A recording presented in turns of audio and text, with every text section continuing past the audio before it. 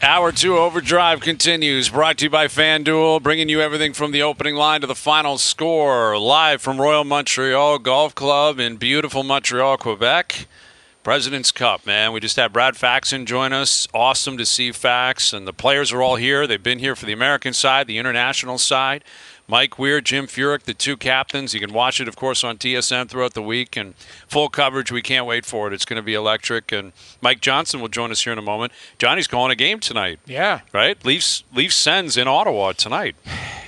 Second game, I'm hoping to, you're starting to taper it down a little bit. Like I hate it when 65 people are in training camp. Well, I agree with you. More so, though, when you see little injuries popping up. Matthews left practice today. Upper body injury. Craig Berube shot it down pretty quickly. Said it's nothing serious. But I do wonder if he ends up going NFL quarterback the rest of the way. Like, that's it. You're not playing. Well, what did they cut the exhibition games down to? Was it like six? Six. Yeah. I would some just teams not. I have would 7, some are 6. There is a fluctuation. Yeah. I'd say to him, "You're playing the last one if you want, and that's it. If you don't want to, I don't care either." I totally agree. Yeah.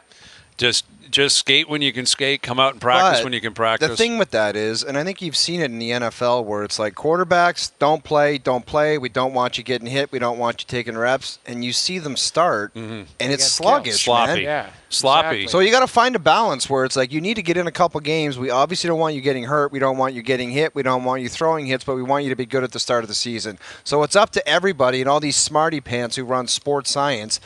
I find the sports science stuff crazy. You look at organizations like San Francisco 49ers with all the key players, like their sports science teams, like it seems like there's more injuries now than ever. There is injuries. I mean, one of their players got shot. You couldn't. Yeah, that one's obviously I'm not talking. Maybe about that one's not on sports science. But you know how much effort and stuff that teams put into like what you're going to do for a workout and what you're going to eat, and it seems like there's more injuries than ever. It is. You're right. Yeah. Sometimes you look at some teams that ended up being healthy the whole season.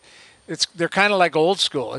They maybe have a smaller staff and they just let the guys, it's on field instead of, hey, we got a sleep doctor for you. You got to make sure you get this and this. Like it's almost overkill. Well, it's also a constant evolution. It's like any diet, right? Like how often in our lifetimes there have been different foods that went from good for you to bad for you to it will kill you. Yeah. You know what I mean? Like, as a kid, it was like, yeah, you got to have a certain amount of that. And now it's like, oh, if you touch that, you're toast. You can't do that. And I feel like we're still in the early stages of studying all of this. What is the right approach for pitchers in their arms? What is the right approach for physical contact? What is the right approach for how many times you should be on the ice? And I don't think they have an answer. No. Like, I don't think – and there certainly will never be one answer in particular because every single staff wants to have their own unique approach. Exactly. Or else they're redundant. Why hire anybody? Right. If there's one playbook, every team should do this. Why do you hire a staff? Yeah. So everyone's got their own plan, their own approach, their own unique kind of, approach to what they want their players to do. But I do think it's going to take some time for some of these practices to actually filter out before you know it actually makes sense to not play or to not skate or to do that much stretching or that much weight work. Like even weights has changed in pro sports. Oh, yeah. Like you guys used to be bench press. You had to be massive and you had to be strong and you had to bench press and you had to. Now guys are just doing stretching and running and it's all about leaner and faster. That's what the game is all about. You need to be strong, but you need to be leaner and faster. When we were playing, I played Tony Twist was 6 feet, 250 pounds. He sat guys beside were just rock solid. 250. He sat beside me for three years, I think. Tony Twist sat right there. He was 6 feet, 250. I'll never forget, Jamie, when I first started playing, like the size, like you'd see guys, and I was a slender 18-year-old, but guys' legs and their rear ends in jeans walking out of the locker room, you're like, these guys are solid. Yeah. Now when you see the guys coming out of the locker room with their skinny pants suits on and their skinny little legs, it's like, how do they even survive out there? But that's how they all look now. That's what it is Except now. Sid. Except Sid is a throwback. Yes. And Ovi. And McDavid. if you actually look at McDavid's legs and like he's got a big base. Yeah. I love Ovi walking into the rink. His tie's not done up properly. His shirt is not ironed, and it's untucked, and there's a half a barrel out. And he's like, I'm going to go rip home. And his salad is like gray. And a Subway sandwich and the chips. Exactly. That's what I was going to say. A cold cut combo with a bag of chips. Yes. And probably a Coke, not diet. No. Make that a large. The fact that he comes on the bird with the chips is the most veteran move of all time. I love it, man. I love it. And who's care, though? Who's going to tell him to stop? Who's going to tell Ovi? Like this is the challenge as you get older, and I think Sid and Ovi are perfect examples of that. Where Sid, you can see, is still incredibly diligent and obsessed. He's obsessed with how he operates on a daily basis.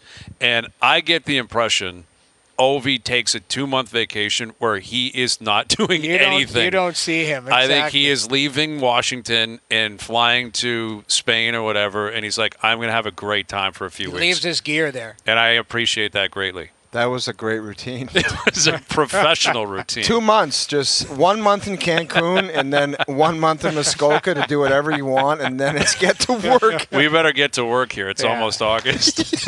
We better start firing up some weights. So true. Here's Mike Johnson, our TSN hockey analyst, joining us here on the Maple Toyota Hotline. What's happening, Johnny? What's going on, boys? There's always different ways to repair, right? Like some guys get right after it 3 days later. Some guys like to take a few months. Like I almost respect, what was the famous Shaq quote, guys? That I got hurt on company time. I got to get better on company time. Like, you know, the off season is for you and the on season is for them. And maybe Obi ascribes to that just a little bit. Well, listen, man, he still put home 31 goals last year. You know, I'm curious to see what happens with him this year and what that team's going to look like. I'm not sure, but like Sid is a different beast. Like Sidney Crosby is a guy that he is the definition of a professional athlete. Like everything he represents is basically what you would write in a book to describe a professional athlete. To a T, perfect. Like everything across the board. He just does it right. He expresses it properly. He represents himself, the team, the organization, the fan base, the city, the country, everything across the board, John. He's the perfect athlete. He is. And so whenever we have a great athlete, we always say, you know, he's the hardest working guy on the team. It's not always true, right? Like not everyone can be the hardest working player on the team. In Sid's case, I think it is true. Like he is, you know, one of, if not the hardest working, most diligent, most prepared player on the team. And I think that's sort of what makes him special. Obviously, he's incredibly talented, gifted. But, you know, the idea that he's that sort of grinder, bubble player mentality, he works every bit as hard as he can, despite being great. He would have been an all-time great if he had been at 95% of his max capacity, right? He still would have been incredible. He clearly, it goes to 100, and that's just how he's driven. And that would be more than I worked out, or maybe more than I prepared, or more serious than I took it, despite him obviously being way more talented anyways. Like, that's the most impressive part. Where he would have been great, would have had a spectacular Hall of Fame, all-time great career no matter what he did, but he still brings that mentality of preparation and diligence, even 20 years in, as always like a second-year player trying to make the team. That's unusual, even amongst, you know, the all-star caliber players. Johnny, take us into this Maple Leafs training camp, some kind of player positions, like what needs to happen here for the Paciorettys, Nick Robertsons, Easton Cowans, like how do you see things shaking out up front? All right, so it looks like, what we can count on for sure, right? So we're going to give Matthews, let's give Nylander, because he's going to get a run, let's give Tavares, let's give Kemp. So you get your four centermen sort of decided. Don locked it in, we've got it written down. Yeah. Put it in ink, we're good. Now, on the wings, you're going to go Marner, you're going to go Nyes, you're going to Domi, you're going to go Yarncroke in some capacity, right? So there's four wingers. There is a pretty good competition shaping up for the other third-line winger spots. And we can dump all those guys in there. Pacioretty, Robertson, McMahon, and probably Easton Cowan to maybe man those third-line spots. Now, if McMahon doesn't get it, he's probably going to be on the fourth line. He probably brings some of that too there. But Nick Robertson's probably not going to be on the fourth line because that doesn't suit his game. Pacioretty probably won't be on the fourth line because that doesn't suit his game. That, to me, is the competition. Those third-line wingers, there's named 4 guys going for it. Reeves is going to be a bubble guy, fourth line on the team, very likely, but sometimes playing, sometimes not. Feels like that Steven Lawrence is really sort of penciled in as the other fourth-line winger, depending what else happens. So, that's where, Ethan Cowan to the minors, Nick Robertson, either plays the third line or he might be in out of the lineup. Like, that, is the battle up front for those third-line winger spots. Maybe you can throw Yardbrook in there, too. Maybe he's part of that conversation. There's like 4, 5, 6 guys for 2 or 3 spots, and 3 guys would be happy, and 2 or 3 guys would be pretty disappointed because they won't like their role or they won't be on the team if they don't win one of those positions. Johnny, just quickly before Noodles has a question here, I liked what Bobby McMahon did there. I'm not saying he deserves some veteran status like a top 2 position, but I really think with his size and his skating and his physicality and his ability to get to the corner and cause problems and shoot the puck and do, I think he doesn't have to go above and beyond anything. Right. Is I think what you're saying. Like, be Bobby McMahon, you're on the team, you're playing. I honestly just think he deserves a shot to play with quality players in the top 6 in some capacity because Really? I think he can contribute, and I think he's reliable and he's dependable. And I love the idea. They're both young, but Nye's going in corners and playing almost like a Chris Kreider type of a game. I've described that in the past, and McMahon doing the same thing. Big, strong guys going in the corner, getting the pucks for the skill guys. So, Johnny. Yeah. I mean, I think that's what he did last year. That's why he was successful. I think he's a guy, you describe him well, that is a straight line player, which Craig Berube has talked a lot already in camp about being a north-south straight line team. Like, he's not a guy who's going to pull up and hit the delay plays. And in that sense, he may occasionally frustrate the high-end players. You put it with Auston Matthews, he won't be able to see Matthews well enough all the time to maybe hang in that position. But for the same reasons that you appreciate him, that could almost hurt him because he's multi-dimensional. He can play on the fourth line for all the reasons you just said and not hurt you. Whereas, maybe Nick Robertson at this point in his career can't do that. So if they're tied, well, if you're going to make the pegs fit, Robertson probably has to play with one of the scoring lines, and McMahon could maybe play further down the lineup on the fourth line because he can. So we'll see. I mean, it's interesting. He's playing tonight, Bobby McMahon. I think he would appreciate that, yeah, he's on the team, but he's got to work to find his role. And the fact that Max Pacioretty stepped in there and had 2 goals last game and has been skating pretty well, and it appears as though he has a contract already sort of in his back pocket. They're just waiting to execute it. He's battling. He knows he's in a battle, not necessarily to make the team, but to get his place on the roster. So, Johnny, we've talked about the forwards. What's in a perfect world, depending on health, what do you like about the D, or what is different this year about the D in the mix that you and how would you pair them off?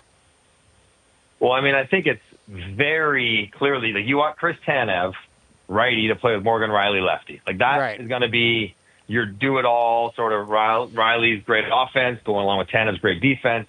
So that's where you start, right? Yeah. 100%. Those guys are locked in, no problem.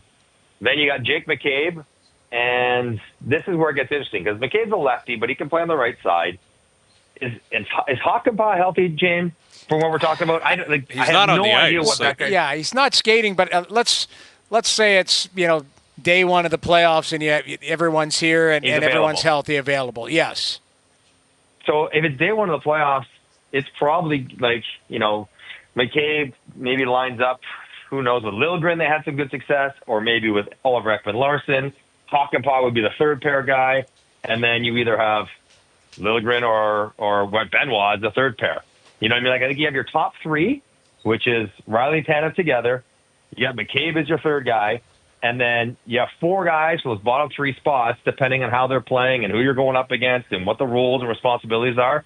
You can put OEL up there with McCabe, and then have some combination of giants, Benoit and Hakanpää on the back end. Or you can put Liljegren with McCabe. You want lefty-righty. Put Hakanpää with Oliver Ekman-Larsson and have more balance. I think that's the flexibility, but it really feels like it's sort of top 3, next 3. And the next 3 are still figuring it out. I don't know if, watching the first game, I don't think Craig Berube or the defenseman would have been too happy with the way they played, going back to get pucks. They kind of got caught several times below the goal line, multiple players. It looked like the first game of camp with new players, but I think that's they got to find who works well with McCabe, Jamie, and like what brings the best out of that second pair, because that first pair feels like it's locked right in. The second pair, McCabe plus whoever makes that pair go. So we're in Montreal, and there's some buzz about the Habs. You know, they played at the Bell Center last night. They won. People are buzzing about Line A. You're in Ottawa calling the game tonight, Ottawa, Toronto. I'm curious, do you think, if you're playing the role of Steve Stais, are you focused more on the four teams that have been ahead of you the whole time, Toronto, Boston, Florida, Tampa? Or are you looking at the teams that you've been hovering around, the Detroits, the Buffaloes, the Montreals? Like, where is his head at in terms of how he's comparing his team and who he thinks, I guess, plays a bigger role in trying to establish what is a successful season? Yeah, so I don't want to be too cliche, but I think the first thing, Hayes, is he's got to focus on his team. Like, I don't think they know what Ottawa, I don't think Steve Stais knows what the best version of Ottawa looks like. I think he wants to believe it's pretty good when Ullmark and Norris are healthy and playing with a new coach, with different-looking defensemen. But I don't think he knows, and he's got to see it because it's been years. Noodles covers them close. They always look good, but they don't always play well. And so once he understands who his team is, and let's say that they're pretty good and they're going to get to 93, 94 points, I think you're probably clustering both, Hayes. Like, you're going to drop Toronto and Florida and say those two teams are probably ahead of us. You're going to try to pull back Tampa and Boston, say we're going to try to be around those teams while also being mindful of what? Buffalo, Detroit, Florida, or Buffalo, Detroit, and Montreal, all three teams that are sort of the same as Ottawa. That's what makes it hard.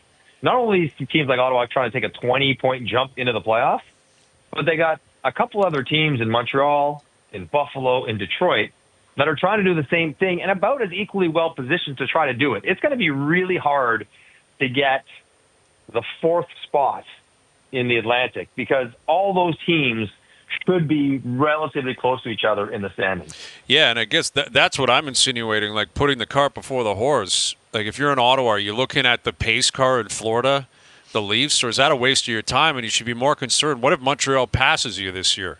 Like, I don't think they will, but I will. You know, they've done some heavy lifting here in Montreal. Like, they have some young talent if they stay healthy. We were talking about it earlier last night. The Bell Center was buzzing. Line A, Doc, and Newhook. And it's a preseason game. Philly's on the road. They didn't send their pros. Philly's not great anyway.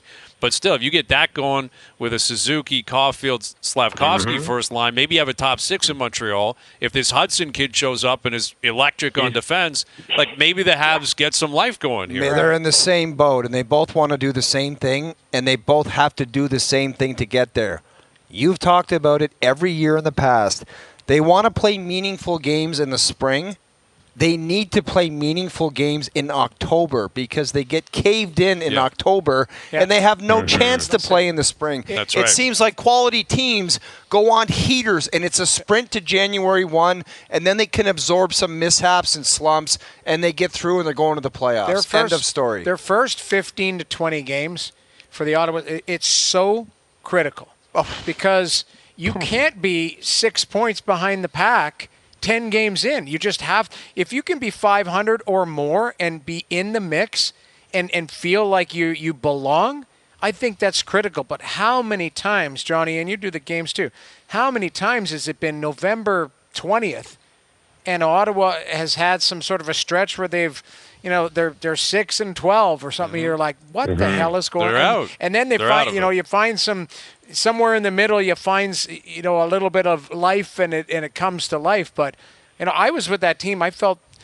awful because it led to the coach being fired, but it was a 6-game stretch where I was on. It went from Ottawa to St. Louis, down to Dallas, up to Vegas. Like, it was like a death march, and then they ended up booting one in Arizona. And then finally, they're like, we got to fire the coach. We got to do something. So I think it's so critical for the Ottawa Senators, their start.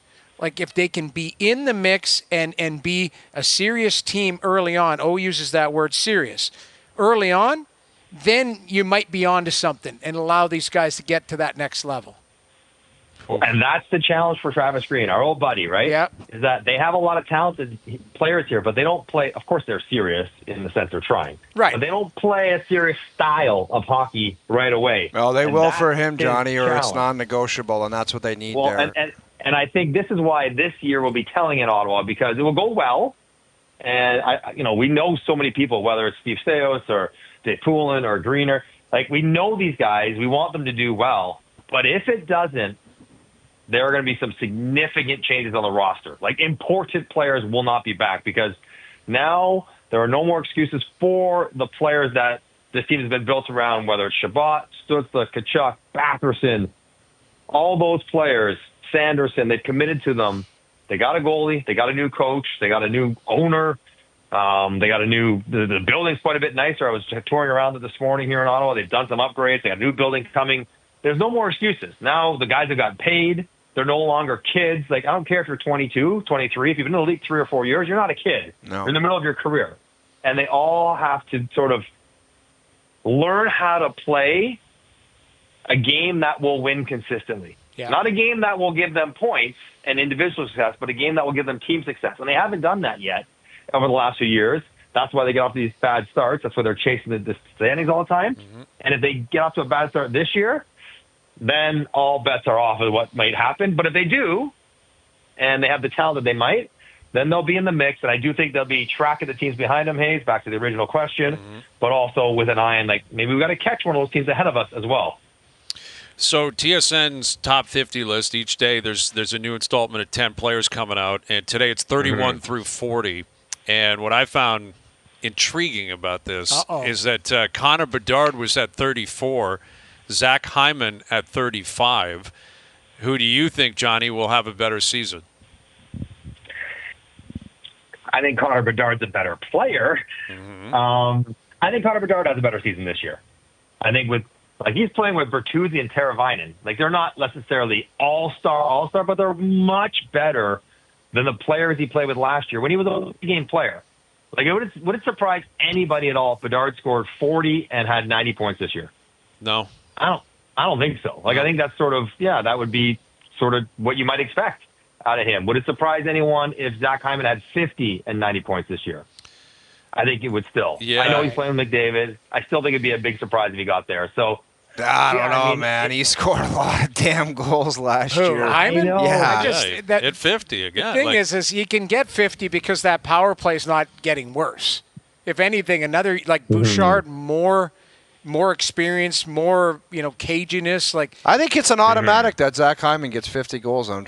Really? Automatic. An automatic? I'll take that. You want to I'll talk take that. anything, I'll take it. Listen, I love Zach Okay. Hyman. Can I But, get Johnny, some you of speak on action, that. please. Yes. Yeah. Listen, we all love Zach Hyman, and we all appreciate how excellent he's been and what an incredible year he's had. What was his previous career high? 30, 38, It was in the 30s, yeah. And then he went to 55, 54, whatever it was last year. yeah. Like, everything went right, and he got 4 goals over 50. To suggest it's a mortal lock, guaranteed, Hayes, whatever you're in for, I'm in for a little bit of your action as well. We'll talk. The other thing, too, he plays on that power. Like, how many power play goals are guaranteed for you, Johnny, on that situation? Like, I remember calling the game that night he got his 50th. They had a play call. It was mic'd. You could see them. Yeah. Kind of, McDavid went in with his. Still got to put him in, fellas. Yeah, but he you Still gotta stands put 'em there. in. Yeah, you he do. stands there, and he's so good in front of the net. Like, he'll get a lot of freebies just based on him having the guts to go to the front of the net. And so I don't know if it's a lock, but I think 50's pretty. He can get there again for sure. Yeah.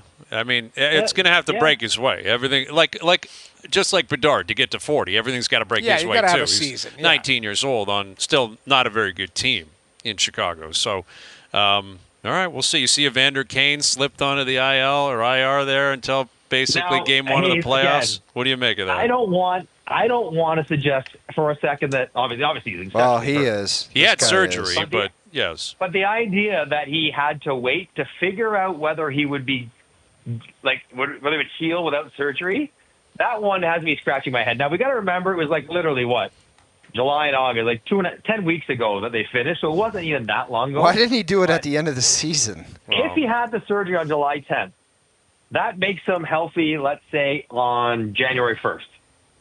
January 1st is no good for the Oilers, right? No. Yeah. Because they have to be able to absorb that contract back onto their team, and they can't maximize what they do before.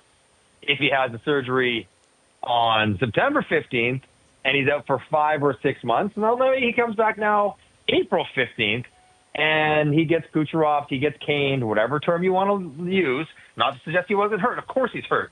But the timing works out to maximize Edmonton's flexibility for this season while getting him back for the playoffs, which is what he cares about at this point. He gets all his money. He gets to play in the playoffs. He gets to get fully healthy. I saw the timing of it, and I don't really have a problem with it. But let's just say it was like Joe Blow on a team that wasn't a Stanley Cup favorite, you probably would have the surgery right away and get yourself back in the lineup as early as possible. Yes. And he elected not to, and it's going to work out fine for him and the Oilers, but the timing is Game at one, least man. He'll Fi- be He's calling flying it out. fishy. The timing is fishy. That's what you're saying? Johnny, Well- just to let you know before you get out of here, you talked about individual stats with the Ottawa Senators and playing for the team and playing for wins. We had the great Brad Faxon, PGA Tour player analyst, Nice. on, and when he left, he came over and he was shaking Brian's hand, and he made a point of saying to Brian, "You do a very nice job at this." And instead of Brian saying, "We all do," he said, "Yes, I do. Thank you very much." And it was the most sickening thing I've ever seen on this show. So he cares about himself, and that's it, Johnny. Yeah, it's a golf. I'm a golfer man Tiger. on this show. That's Tiger I'm over Tiger, there. man. Yeah. I'm I not don't want. sure the captain Yeah. is acting very captainly at this point. It was disgusting. You It's- do a very good job at this, and he just gave him the head nod and a wink, and he goes, I said yeah, thank yeah, you. come I didn't on, say man." you're right. I didn't say, You well, said you're I'm right. dragging You're these right. guys You're along. right. Yeah. I couldn't do without my guys. Right. I Take wasn't. care of the Listen, show. I didn't fall on the sword for the boys, but I didn't throw you under the bus. I just looked Fax right in the eyes and I said, "Thank you, Yeah. Thanks, Fax. thank yes, you, I Fax." do. And then you were like, "I'll shoot you a text." Yeah. He's a beauty. I was playing in a Pro-Am early in my NHL career, and there was like Craig Stadler and Arnold Palmer, and Brad Faxon was one of the golfers in it. So I had the warm-up placard on the range, and I was beside Brad Faxon. Mm-hmm. And he was at that point like a top 10 golfer in the world. He was very, very good. And so I'm going out there. I'm nervous. I'm not that good at golf. I'm still not good at golf, but I'm better now than I was then. I'm like fresh out of college. I barely played growing up. So I hit wedges. I'm like, okay, I can hit wedges, 100 yards. They're going straight. It's fine. I work my way up to the driver. I start sending the grossest banana slices out into the range when the 100 people watching Faxon warm up were like, ooh. You Not hear them good. audibly react to my terrible swings. Brad Faxon always associate that guy with the worst rain session of my life. It's where you kind of embarrassed how bad you are. mortifying, man. Mortifying. Yeah, I've it done was. the I'm Pro-Am. I'm going right back to the wedge and to the putting green. I Yes. can't look bad doing that. You cannot hit bad shots in that scenario because there's so many people watching and pros are around, and it is Yeah, mortifying I was. when you're slashing balls onto the course, and it's that's Yeah. off the range. You know what I think about when I hear guys playing with pros, golf, you name it. Was it here in Montreal where that guy jumped on the ice and took a breakaway on Raphael. Jose Theodore, right? Yes, that's right. Just jumped on the ice. In practice. And practice. Theodore, I Yeah. think, poke checked him the second time Yeah. in. Do you remember that, Johnny? Made a pad save, then he went with a Johnny Bauer. I love it. I love That's it. what you guys are golfing with the pros. That's what it is. That's basically what it is. I'm Raphael. There Exactly. you go. Raphael, great chatting with you. We'll do it later in the week. And you know what? You do a fantastic job. Thank you. good You're right about that. Johnny, Yeah, please don't ever say that again, buddy. You And I gotta let appreciate it go. greatly. You got to let it go. Thank you, Have fun, Johnny. boys. Mike Johnson, our TSN hockey analyst, joining us here on the Maple Toyota Hotline. That was a nice pleasantry. I mean, Fax was just being a nice guy. Dude, it was just you got so fired up when you, the twinkle in your eye, or you were fired and up you about did it that. you didn't actually share. We have What do you want me to say we in have that a lot scenario? of No, fun. no. You come over here. You make I me let these heard- guys know they did a I great do. job. I heard. I do. I did not say When that. he Yes, I said do, you do, Brad. yes. No, when I- he said you do a fantastic job, go. I had to look up because I thought he was talking to me, but he was talking to you, and I heard the words in whatever sentence I do Yes, that. I do. I refuse to believe I would say that. Now, maybe I blacked out in a moment. It's Yeah. possible. Dude, you're Palmero. You misremembered, man. I'm misremembering exactly what happened in that situation. But I love Brad Faxon.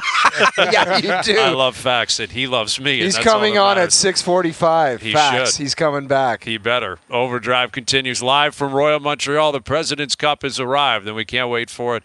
TSN 1050 and on TSN 4. I can neither confirm or deny that this is in fact a segment. Auston trades Andrew Raycroft to Toronto in exchange for the rights to Tuukka Rask. It's been my honor and a privilege to serve as the general manager of the Toronto Maple Leafs Hockey Club. It's time for Confirm or Deny. Do you regret giving all those gentlemen the no trades or no movement clauses? I can neither confirm or deny that. I can't confirm or deny. All right, Confirm and Deny, brought to you by Summit Ford and South Lake Ford Lincoln. Ford employee pricing is back. You pay what Ford employees pay on most new 2024 Ford vehicles. Limited time only. Visit summitford.com or southlakeford.com today. All right, here we go. We're in Montreal. We love it. Confirm or Deny. How about Confirm or Deny in Montreal? Yes. I'm sure they never thought they would see this coming. But I love it. I love this tournament. I love being here. It's great stuff. Let's fire it up. outstanding. All right, here we go. Starting with the Atlantic Division, which we were talking about. The Leafs obviously feel like they're in a good position. You look at FanDuel right now. Florida's favored to win. The Leafs right behind them. And then there's some distance between Tampa, Boston, and you move on down. Confirm or deny, there should not be, or there is not, a clear-cut favorite to win the Atlantic Division. I totally 100% confirm this. I don't know where you get the audacity to place the Boston Bruins as some kind of lesser light. FanDuel did, not me. FanDuel's got him at But you 5-1. seem to be You're on acting board like with it's it. him, yeah. Is Swayman playing, or is that guy hanging out somewhere else? Is he in the Yukon right now, or I wherever know, but he is? Or Alaska? Here's the one thing I would say. You go ahead, but I just want to throw this. But Jamie, little don't you nugget think in it's crazy that there's some kind of lesser light, like they're a tier below? I should learn my lesson because I did it last year. I was and they still just going to say You're one of the guys cheering, we want whatever. we should learn our lesson. For some reason, we count the Boston Bruins out every year. Yep. This is the year that they're going to take a step back. They're not doing it. and then they just don't do it. They find a way. Our buddy Monty down there. Monty is pulling strings, It's man. just so he gets things done. I confirm there shouldn't be a clear cut because I think there's too many teams that are bunched up. If anything, I think the ones that are coming from the bottom are coming up to the top. You said 2 years ago, I think the Boston Bruins could miss the playoffs. I did. And they had the best regular season Of ever. all time. Of any team ever. That was a swing and a miss. I have to be honest. Yeah, you get all That over was- me about some of my takes. That was one of the greasiest was- takes in the history Think of about Not the a it, show. though. strong take. Wasn't it Krejci was leaving, but then he signed, right? I can't remember. Bergeron wasn't going to come back. Krejci wasn't going to come And both back. of them came Chara back. had left. Yeah. And even when they returned, it's like, what are they going to Anyway, that doesn't matter. But last year, I didn't think they would fall off a cliff, but I thought they would take a step back. They did technically compared to the Yes. year before, but that was because Bergeron left. Krejci left. They had a couple of other things kind of go against them, so to speak. This year it's the Swayman thing. Right. But I will confirm in terms of last year, I think most of us collectively believe Florida was the best team. Regardless of where they ended up in the standings, they were the team to be reckoned with. Yeah, they just went to the finals. And they were, and that's exactly what ended up happening. Right? It wasn't some spicy take. Everyone was accurate in their assessment. That team's for real. Right. Watch out, and they went out and won a Stanley Cup. I'm curious to see how they play this year because they've lost some pieces, some like significant pieces, and now they've been to 2 straight cups. They won their cup. Is there a hangover there? The Leafs are, I still think, a good team. Tampa, though, without Stamkos, what are they going to look like? I think they're a good team, but I don't think there is a standalone, clear-cut team you can look at. Florida, Tampa, Toronto, Boston, Ottawa, Montreal. I don't think any of them you can say, I know that team is better than the others or that team's going to win the division. I agree. I think it's more lumped up, and you could make a case for how we always say you can make a case. I could make a case for Florida to be there, but I could also make a case for saying they'll take a step back based on short summer. That's 2 years in a row they've gone very hard. I wouldn't sleep on Tampa. I agree. Well, even I just caught myself because I'm like, no Stamkos, which is big in terms of the culture and the vibe and everything. But Gensel is there now, and Gensel, I believe, is a better player than Stamkos today.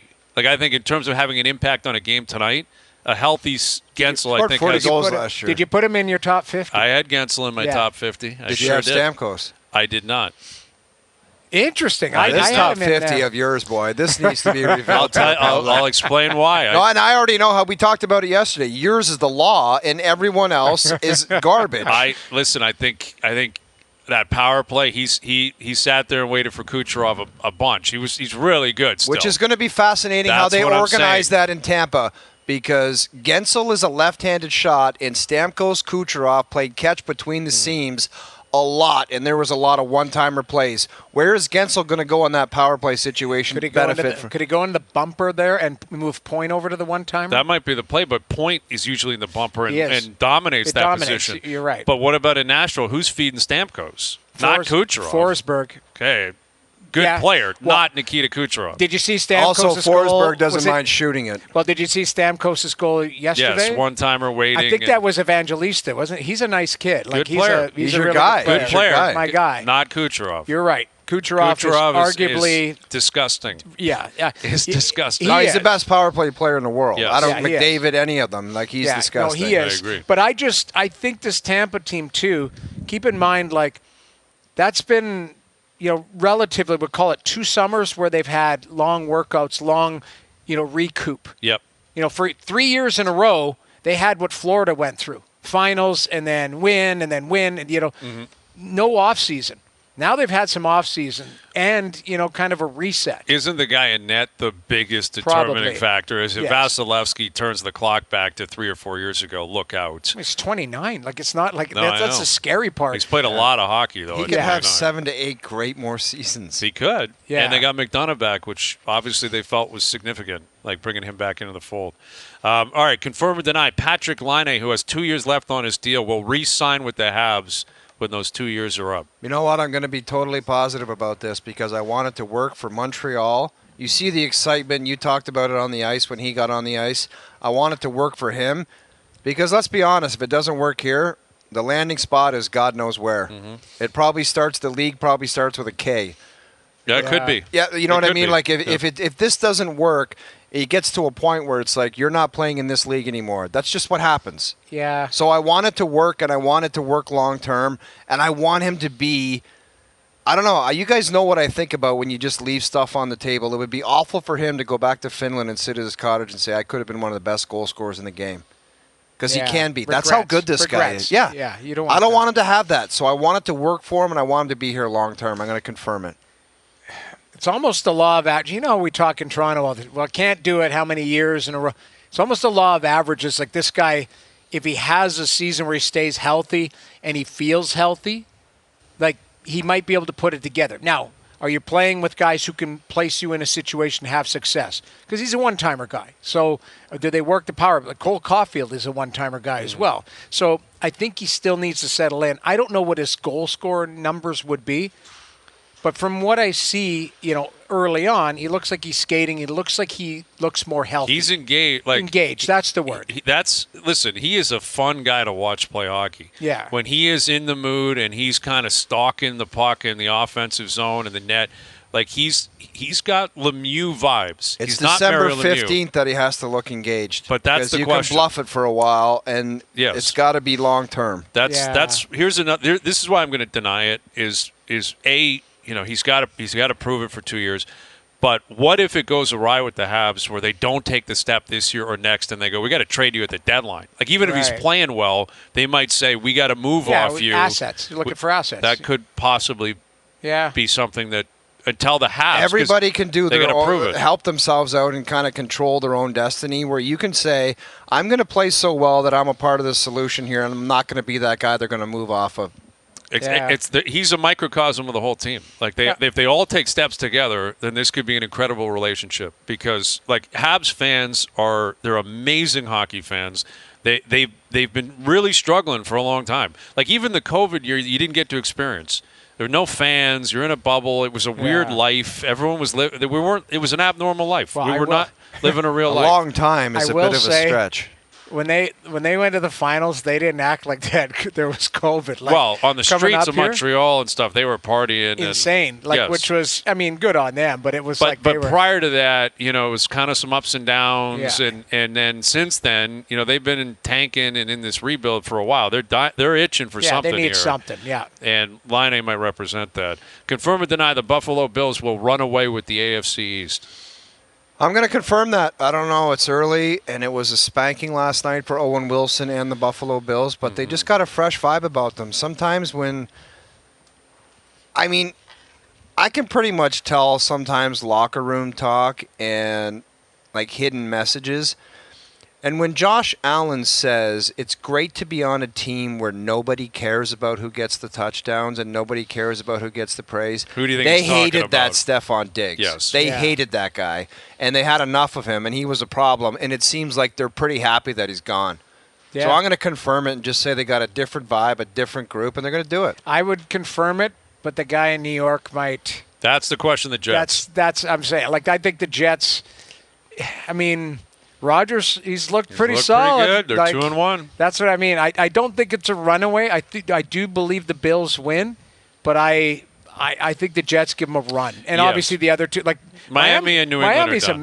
Miami's what in happened trouble. with the quarterback the other day? Like he looked like he got pushed, and was it Thompson? Yes. Skylar Thompson, I believe, was He playing left. in Seattle, I was right? I was telling Doogie, like, he got hit, but it didn't look like an egregious hit. He was gone. I didn't think he was playing very well. Check, please. Yeah, Check, please. Well, I mean, that would be disappointing because this is your opportunity. When else are you going to start? Yeah. I don't know if and when Tua is going to return. I think Miami's in big trouble. New England's England's they've New had a England. good start, but they're not going to win enough games. Yeah, so it's a two-team race, and that's why I think I'll confirm it because I have more faith in the Bills than I do the Jets. Like the Bills just look like a well-oiled machine. They still play each other twice, which is big. Right. That's going to be significant how those two games play out. And if the Jets get both, then you know what that's going to mean. Right. If they get a split, they probably can lurk. The Bills take them down twice, it's over. Yeah. I mean, that is ultimately what it's going to come down to. My buddy's a Habs fan. He said 2021 is not a long time ago. You said they've been struggling for a while. That was a misstep. What I meant by that was, again, what I said, thank you to your buddy, was that cup experience would have been cool, but it wasn't a real cup experience because the world wasn't. We weren't living. It was COVID, and there was a Canadian division. Exactly. That was my point. I'm not trying to take anything away from that, and it would have been cool to watch it. Of course, I have Habs friends that were ecstatic when they beat the Leafs, and they were. Listen, I'm not letting the Leafs off the hook by saying it was COVID. You're up 3-1. Who cares? No one's doing that. No. I'm just saying that was a weird cup run. Like it was just a straight. They played Tampa with it. They played a team in their division in the Cup final. Like it was an abnormal season and run and lifestyle weird. and. It was a weird But yes, setup. that would have been fun for the Habs. There you go. All right. Shout out to your buddy. All right. Confirm or deny. Auston Matthews should be second in odds to win the Hart behind Connor McDavid. He should be second. Now, as of on FanDuel, it's McDavid plus 150. McKinnon is second at 5-1. Matthews is third at plus 850. I think it's a crapshoot between. My answer is deny because I think you've got Draisaitl, McKinnon, and Matthews, and they're all 1B. I'd throw Kucherov back in there yes, too, man. Kucherov too. Those guys are heading above. Makar, there's just too. I play the field. That's what it is. I'm denying it because of the field, not about Auston. It's more about just there's just too many great players. There is. What if Jack Hughes? He's fourth. Jack Hughes is fourth. What if Jack Hughes has a season this year? Like there's just somebody. Jack Hughes is fourth? Jack Hughes is fourth. Well, New Jersey's third in rankings. Exactly. And then Kucherov, Jack Hughes is 11-1 on FanDuel to win the Hart. Kucherov's 18-1. Draisaitl 20-1. That's interesting. Like that, and then sprinkle a little cash on that. Well, that's what I'm saying. Like you're getting good odds on Draisaitl, Pasternak's 20-1, Kaprizov 20-1, Connor Bedard 30-1. I mean, you keep going down. You're like, Kucherov 20-1. Yeah, Kucherov is 18-1. He could have won it last year. Of course, he came in second, I believe. He was nominated. I'll confirm this because of the goal scoring that separates him from everyone else. Where if if he puts up 60 plus, again, I don't know. I mean, I don't know how you keep him out again, where he had 69 last year. The guy wasn't nominated. If he scores 61 or 62, how the hell is he not in the top three? It just depends on what the other guys are doing. That's the crazy part. Well, there was a lot of talk last year. He scored 69 last year. And he wasn't in. Because two guys had 100 assists. There was talk. If he gets to 70, he wins the Hart. Exactly. There was people that said that. If this guy scores 70, he wins the Hart. And he didn't do it, so he didn't win the Hart. So you're out. Yeah, but that's the thing. Like, I voted. I had him in there, but I don't remember if I had him third or fourth. But it was more about, if you take a look at it, there were just too many great seasons last year. Yes. That's what was amazing about it. You could have made a case for 4 or 5 guys. They all had these ridiculous years. seasons. Yep. They all had phenomenal years. All right, there you go. Confirmed tonight. Brought to you by Summit Ford and South Lake Ford Lincoln. Ford employee pricing is back. You pay what Ford employees pay on most new 2024 Ford vehicles. Limited time only. Visit summitford.com or southlakeford.com today. Little Confirmed tonight after dark, live from Montreal. That's coming up later this afternoon. We're live at Royal Montreal in La Belle Province. We love it. Overdrive continues. TSN 1050 and on the TSN app. All right, Jay Sox tonight. Best Bets brought to you by FanDuel. Later this afternoon, we're live at Royal Montreal Golf Club, President's Cup. The Americans, pretty heavy favorites, not to be surprised. But we had Brad Faxon earlier, and, Fax was pointing out, like, you got to get your pairings right. You got to start hot. It's kind of like the Ottawa Senators, man. Yeah, you need a good start. The international team has got to show up on Thursday. You have to. Like, if you're down 3-1 or 4-0, pack your bags. Like, you got to go 2-2 or keep it close and feel good about where you're at going into Friday. And if you have action on the weekend and it's close, then you're talking. You just got to get to the singles on Sunday where you're alive. And Weirsy's got some decisions to make. You talked about the possibility of having a couple Canadians paired together and being a swing team where they could get the crowd engaged and involved and create some momentum.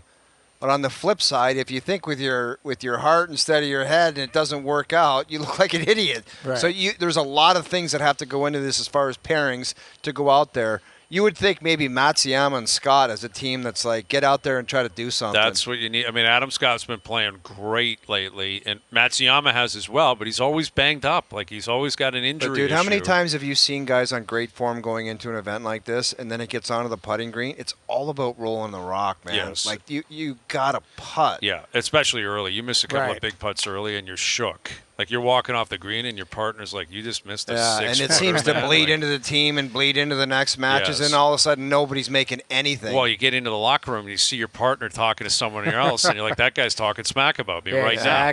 Like, I know what that guy's talking about. All right, final hour coming up, live from Montreal. Overdrive continues. TSN 1050 and on the TSN app.